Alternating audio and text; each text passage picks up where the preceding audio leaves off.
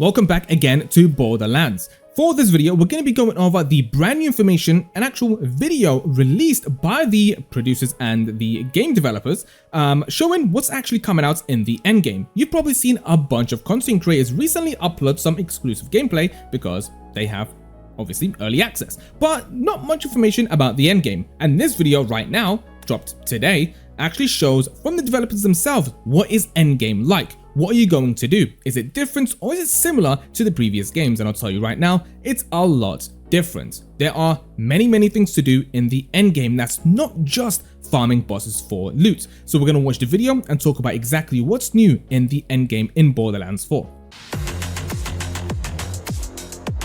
The goal for Endgame in Borderlands 4 is obviously to make the most kick-ass, badass Vault Hunter available. So through doing that, you're going to be wanting to grind bosses for specific gear drops. You'll want to be playing with your character's action skill tree and kind of fine-tuning where you put your action skill points.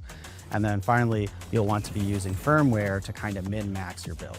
Alright, so obviously Endgame as we know it from these types of video games is farming and basically getting your character as OP as possible. We're just seeing the boss die, and just like the previous game, obviously drops legendaries, drops some pretty cool loot just by farming a boss, which is obviously what we expect from Borderlands. And I'm really excited to see exactly what weapons are going to be dropping from certain bosses. Ultimate Vault Hunter mode was a beloved community feature of Borderlands 2, and we wanted to bring it back, but it's different than in the past. So Ultimate Vault Hunter mode is unlocked after you've completed the campaign. You'll be guided through it through a series of tutorial missions with a character, and you'll ultimately unlock Ultimate Vault Hunter Difficulty 1. To unlock additional difficulties, you'll have to do a series of rank up challenges, and these challenges test you by defeating other enemies out in the world. That will culminate with having to complete a Wildcard mission. Alright, so obviously Ultimate Vault Hunter mode from Borderlands 2 is going to be making a return, but a little bit differently. Obviously, we've just seen after hitting, I think, level 30 or after completing the campaign, whichever level that you're going to be at, then you're going to unlock it. And completing challenges and special challenges will be able to unlock the next tier. So Ultimate Vault Hunter mode, level 1, level 2, level 3, I think there's up to level 5. You have to complete more challenges and even harder challenges in order to increase your Ultimate Vault Hunter level. Now obviously by killing certain enemies, certain bosses, doing certain challenges in the game is going to increase your power and unlock you an even more stronger Vault Hunter. Which is actually quite interesting because we never really had that in Borderlands 2. Obviously in Borderlands 4, a lot of things are changing, not just the campaign, but even the endgame on how you actually rank up in endgame. It's not just about farming. Weekly wildcard missions are new to Borderlands 4, and each week we're going to choose a mission that allows players to farm a specific legendary for that week. Weekly wildcard missions change each week and have a different selection of enemy traits that will spawn on enemies as you fight through it. So you'll be challenged, but you'll be guaranteed a legendary at the end of that mission.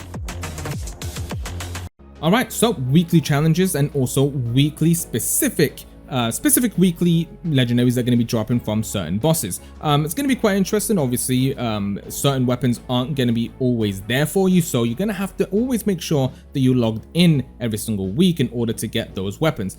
Interesting to see what's actually going to be OP and what are people going to be looking after in these weekly challenges and these weekly legendary drops. Very cool. Never really seen that before. The wild cards do seem quite interesting actually. Firmware in Borderlands 4 is our first shot at bringing gear sets to Borderlands. Firmware is an exciting new addition that can only spawn on non-weapon piece of gear. So you can get a firmware drop on an ordnance, shield, class mod, enhancement, or rep kit. You'll want to combine firmware to get their full value. It'll be up to players to determine how they want to build out their character, as you need 3 pieces to complete a full set. However, as long as you have one, you'll get the bonus of the level 1 version of that firmware.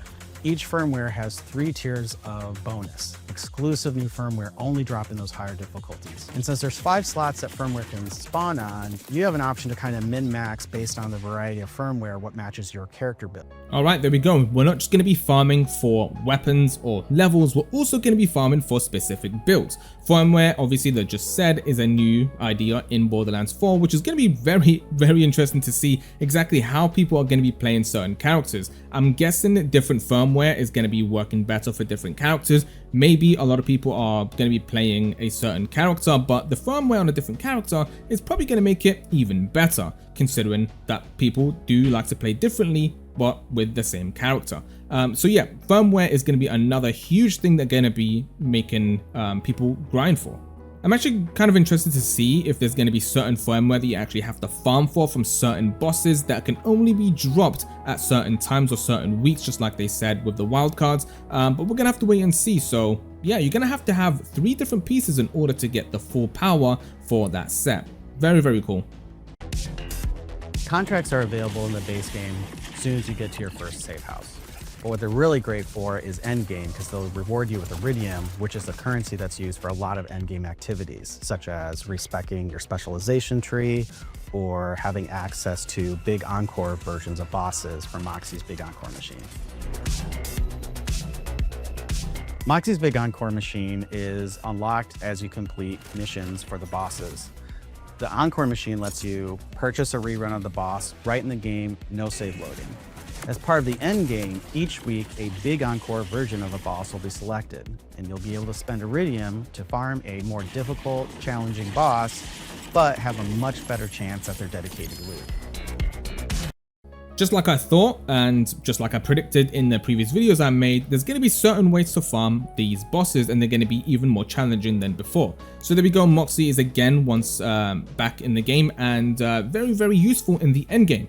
Glad to see her actually making a return and be quite useful. Specific rewards again from specific bosses at certain times, and yeah, farm away, I guess.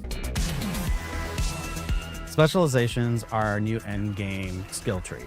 You'll have access to it after you've completed the campaign, and you'll collect specialization points as you level up. This is a replacement for Guardian ranks. So this time around, specializations will unlock socketable behaviors. Over the course of leveling it up, you'll have access up to 4 socket spaces to put these behaviors in. I don't want to spoil too much. I'm really excited about it, and we'll talk more about it as we get closer to launch. In Borderlands 4, specializations will unlock socketable behaviors. Alright, specialization skill tree is going to be unlocked in Endgame. Again, so as we can see in the screen right now, this is fight for your life, last longer when not moving, and second winds fully restore the Vault Hunter's health. So stuff like that. It's actually kind of cool. They did say they're not going to be talking about it just yet, so there's probably a lot more to it than just certain behaviors and certain perks and certain attributes that you're going to be able to put on your character. Kind of wanting to know more information, but I guess we're only like a week away from the game anyway, so yeah, there we go. In Borderlands 4, we have a different way of in-game skill trees, and it's specializations. In Borderlands 4, raid bosses are returning. Raid boss is a short run up to a boss fight that is an invincible version of a boss.